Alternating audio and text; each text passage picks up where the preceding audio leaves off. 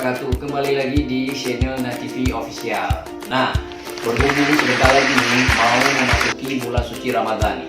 Jadi kali ini saya akan mereaksi lagi satu video cara membangunkan sahur ala anak Aceh.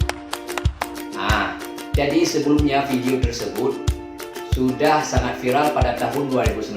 Nah, kenapa alasan saya mereaction video itu lagi? Mungkin bagi kawan-kawan pas menonton video ini mungkin terinspirasi untuk mencoba di kampung halaman kalian masing-masing. Nah, langsung saja nih kita lihat bagaimana sih cara orang ini untuk membangunkan masyarakat di kampung halamannya mereka sendiri. Oke, check it out.